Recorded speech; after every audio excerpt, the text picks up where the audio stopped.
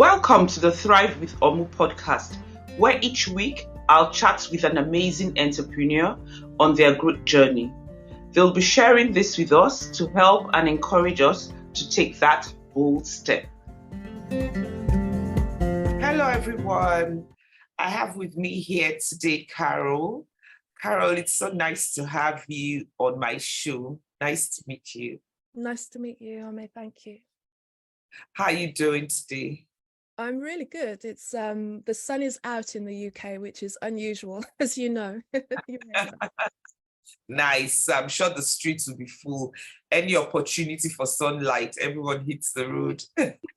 Absolutely. That's nice. So my guests, I'm sure they want to know who you are and what you do. Sure. My name is Carol Mae Whittick. I'm a spiritual life coach and a podcaster, and also a creative behind the scenes as well, a writer and musician. And this is who I am, bringing myself to you today. Oh, wow. So you do all the artist stuff, a writer, a musician. So what kind of music? The music that I've done in the past, and there's been a little bit of a pause on that, has jazz soul is like where my heart is, really. So it always stays with that. I still manage to inject my music into my podcast at the moment, and I'm still writing. So one day I'll find someone to collaborate with and get recording again, because I do miss it. Oh, count me out. My voice is amazing. Do you know what because I always say to anybody, if you can speak, you can sing, because I've trained a lot of people, and I know that if you have a voice to speak, you can sing. It's just, you need to find your unique voice in that. And there is always a way, but it starts in the mind first as well. Well, with my voice, all I can say is I still believe that God is in the business of performing miracles. I can hear you've got a really rich tone. Honestly, I believe when people speak to me, I can hear their voice. I can hear the voice that is there potentially if they want to move into it. Like, everyone has a voice. Okay. I'll go to the grave with it, honestly. It's never too late. It's never too late. No. You've made my day, so there's a slim chance that I can sing. Okay. There's just a chance. There's a chance if you want it. There's, like, the choice is yours. Yeah, absolutely. I'm going to tell the choir in church on Sunday that they should watch it. I'm coming. And then tell us about your writing. So my writing journey started when I was a child. It was my vivid imagination, and I always loved to just write stories. I always had a journal, and also I used writing as a way of almost like a therapy to me from a very young age, to just kind of write about how I was feeling when I didn't feel that I was able to express it to people around me. It was like a place that I could go and just really put my thoughts down. And then over time, as life goes on, and as I got into music, I then became really curious about songs, and I'd listen to music, on the radio, and find out that people are always coming up with new songs every month. They'd have a new hit and a new hit. And for me, initially, it was very surprising that they were writing their songs themselves, because when I was learning the piano, we were told to go to the shop and buy all the classical, music. So in my mind, my young mind was like, well, these people wrote the music and they died. I don't know why. But then suddenly when I started to put two and two together about modern artists, I'm like, well, they're alive. So who's writing their songs?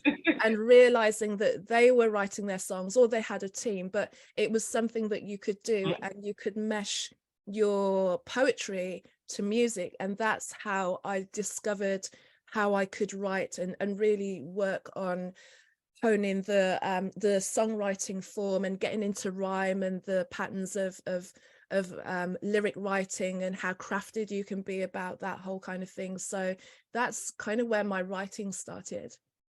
Nice. Do you have any published books? I did do a book one time back 2017. It was an ebook. I went on a teacher training out in India in 2017. And when I Wow. came back, yeah, it was a yoga teacher training. I was just very fascinated by it. So I was out there for a month, and it was a completely new experience for me, obviously a complete culture shock. And when I came back, I just didn't want to lose the feeling. I'd been journaling through that anyway, but I just wanted to kind of really put it down, and I had lots of pictures, and I just made a little ebook and put it on Amazon. Yeah, so that's my book so far. Oh, awesome. That's Mhm. nice. You should write another one. Oh yeah. So, what's your podcast about? I'd like to listen to it. Well, I've got two podcasts, and the first one is the one that I launched in 2017. Is called Her Conversations, and Her is an acronym for Higher Energetic Resonance, and it's conversations about tools for the awakening, because I believe that the moment in time that we're at right now is where we're seeing a shift in consciousness, in awareness of people in the world as well. They're just really understanding who they are as humans. They're understanding their potential. They're understanding the way that they can actually change a lot of the systems that we've believed to be set in stone. So that's the conversations one. And then about 6 months ago, I started a sister one to that called Her Inspirations, High Energetic Resonance Inspirations, where I have they're just solo episodes. So each week I will look at a different subject and just delve into it in looking at it from a psychological, from a spiritual, from a coaching aspect, and just kind of give my ideas and ways that we can look at different things. So I've looked at things like procrastination or fear or inspiration or anything that kind of pops into my mind, and I'll talk about that each week. Is it in any way like a self-awareness journey? You could say that, because everything that I do, I realize the coaching that I do, the writing that I do, the podcast that I do, and the guests that I speak to are always based on some sort of curiosity that I have about it. So it kind of inspires me to go into it a little bit deeper, but inspires me to speak to people as well. And it is a self-awareness, because I always come away from every conversation or writing every podcast that I've researched, learning something more that I can just add. So definitely I would say it was those things. Amazing. So, how did you get into coaching? Which came first, the coaching, the podcast, the writing? Okay, you started writing as a child, you said. Mhm. The singing, which came first and what order? Well, the writing came first because I was writing as a child. Then I learned how to play music. So then I started to do a lot of performing. The coaching aspect of it was, if I really look back on the trajectory of it, even before it became super public, is something that I've always done, because I realized that I've been one of those people where people have always come to me for advice, or will just start to open up and start to tell me about themselves, and feel very open and inspired by the conversation that we can have, not in a way that I'm telling people how to live their lives, but I'm able to kind of ask them questions in a way, and it kind of gives them a new perspective and a new way of thinking. So, and then over the years, as I was doing actually before I was doing the podcast, I was doing a lot of workshops and webinars as well. And when I was like rebranding everything and I went into my old files, I was finding old slides from old webinars that I've been doing like 5 or 6 years ago, old workshops, old talks that I did. So it's been there for even longer than the podcast, really. Oh, wow. Mhm. Awesome. So when did you start officially?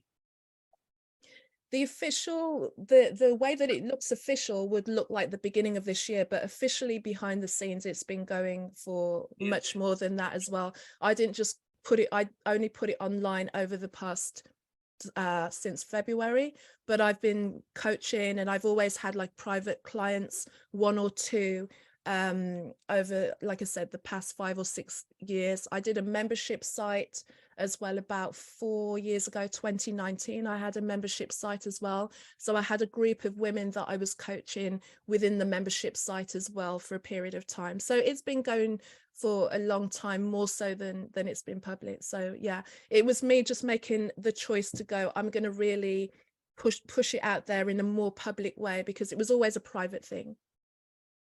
Okay, so like I always say that when we as entrepreneurs, coaches especially, because you get to a certain point where you've worked with people so much, you've learned so much that you're able to manage your emotions and you're a lot more aware. So we come off, personally, I think we come off as sounding like everything is under control and we're in control, and it kind of seems simplistic.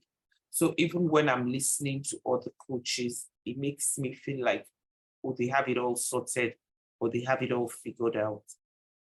Knowing what I know that we don't. And it wasn't just like you woke up and it was some smooth sailing journey. There are always a lot of hurdles, a lot of challenges. I mean, I've heard so many stories that you would never, like I always say, we never look like what we've been through. So what led you to where you, to this niche you carved for yourself? And, like, what were those hurdles that you went through?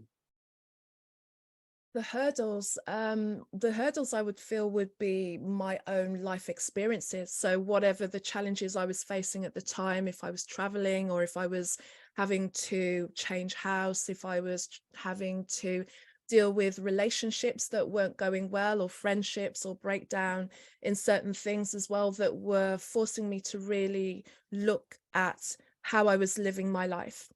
And how I got to this point and, creating what I've created and calling it what it is because I realized that in all the things that I learned, I guided myself through those, and I'm just using the methodologies to pass on. The women that I work with they're just me.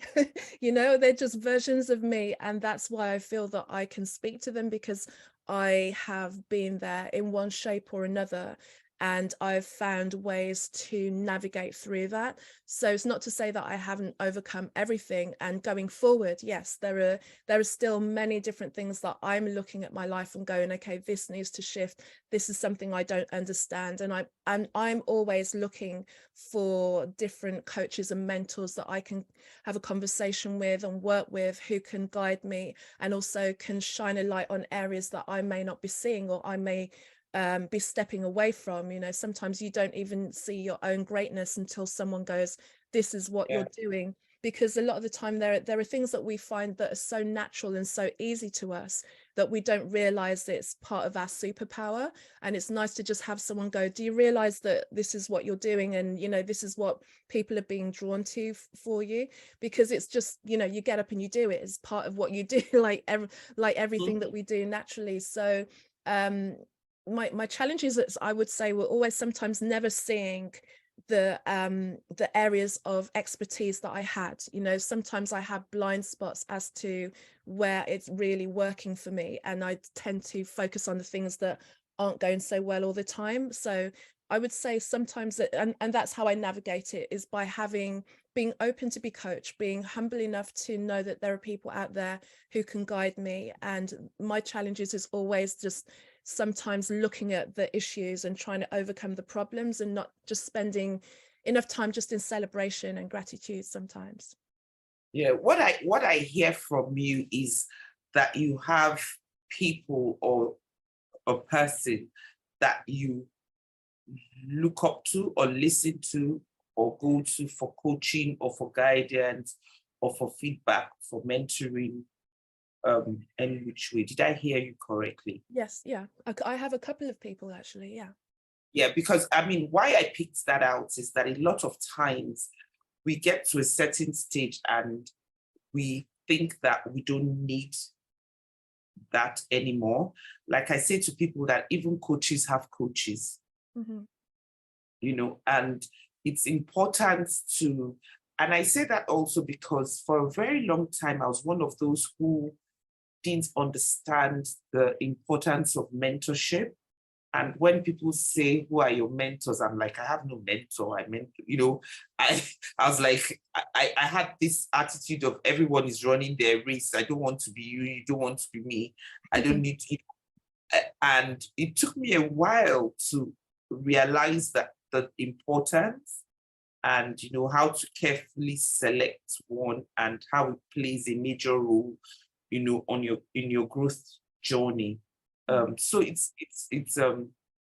I'm happy that you pointed that out, and obviously it's working for you.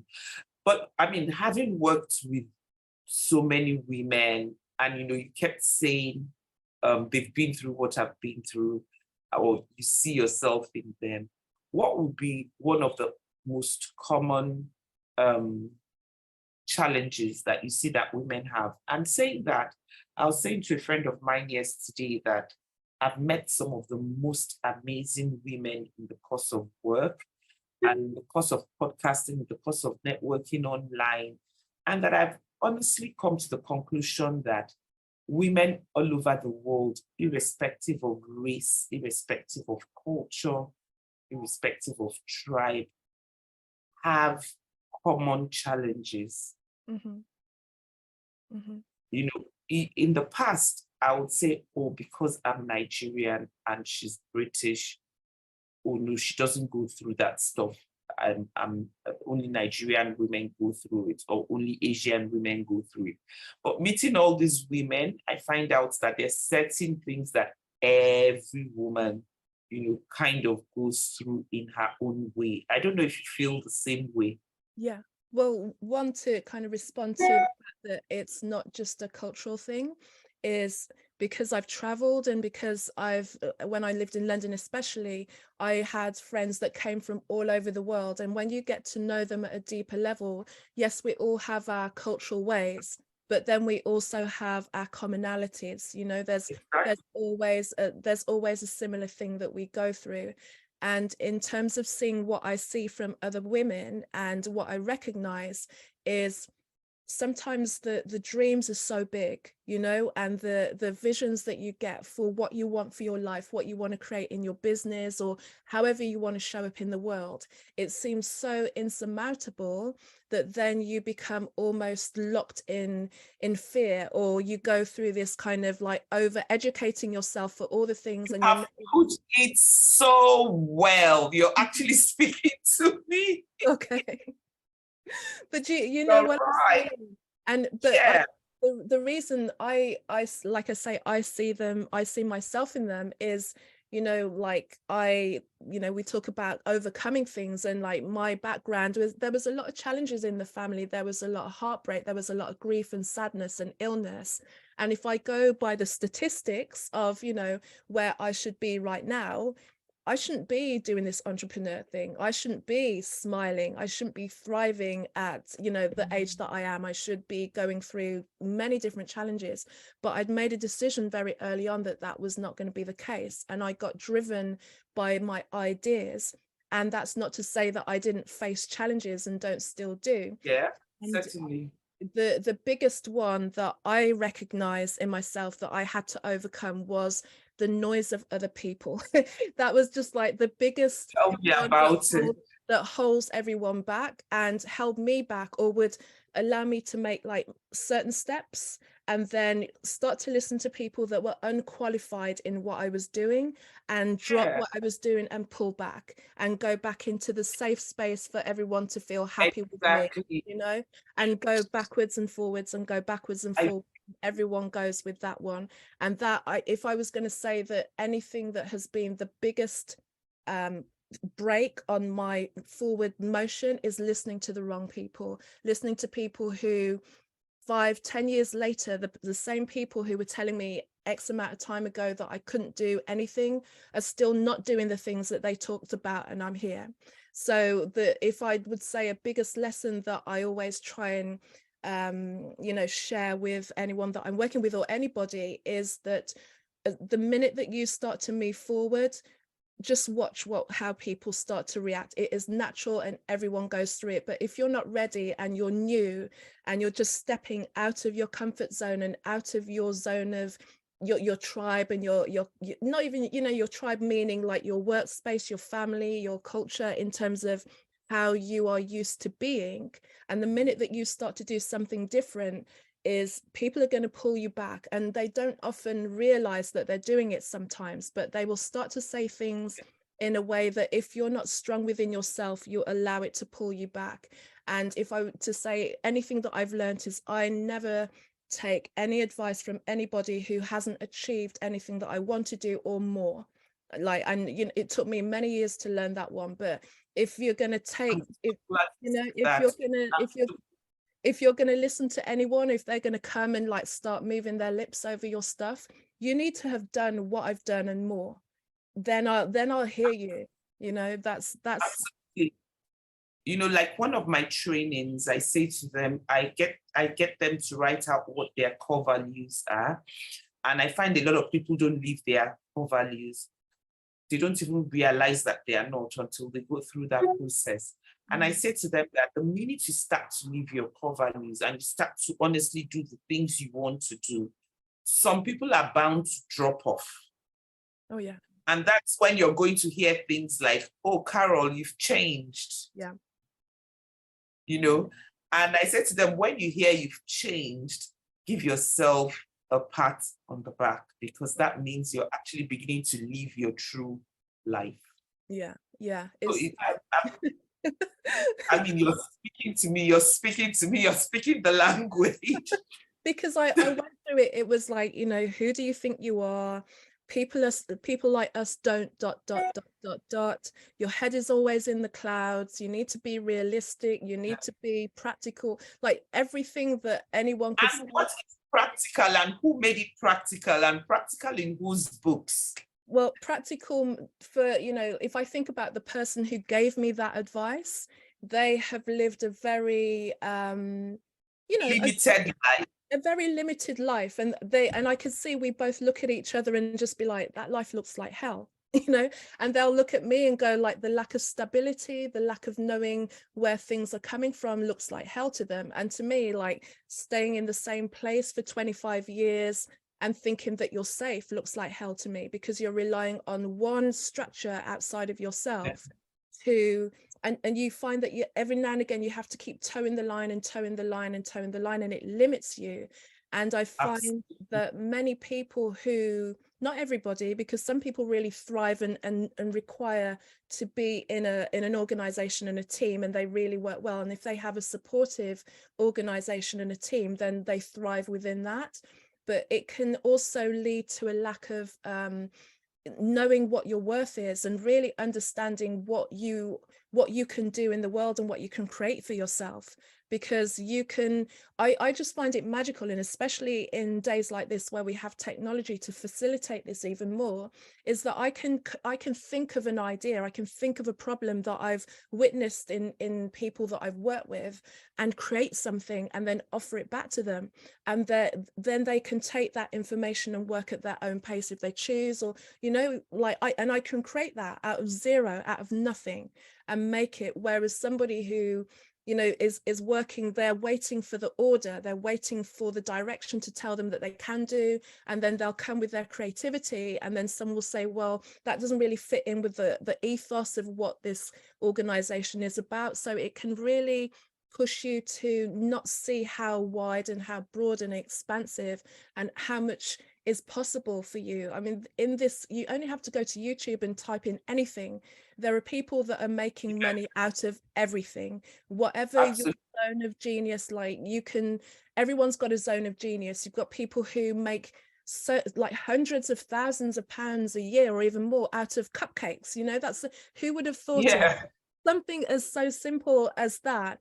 The humble cupcake is turned into an art form, and people are really keen and will pay for that specific thing, as opposed to just going to the shop and buying a vacuum packed one in plastic. They will pay extra to have the artistry and the individuality and the care and the passion from someone separate. So it's always about remembering that everyone has something in them that they can offer back to the world, that can give people joy and passion, and ignite something in you, and see how wide your own gifts and your own experience can bring to the world. We're all valuable. Absolutely. Wow.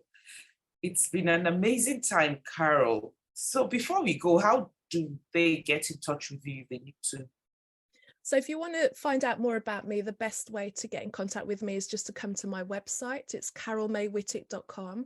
So carolmaewhittick.com. And everything about all that I do is there. So it's the one-stop shop is the best place. Awesome. Thank you so much, Carol. No so you guys hit Carol up on her website, and see you guys next week. I'm out. Thank you for listening to today's episode of Thrive with OMU Podcast. This is your host, Omu Obilo.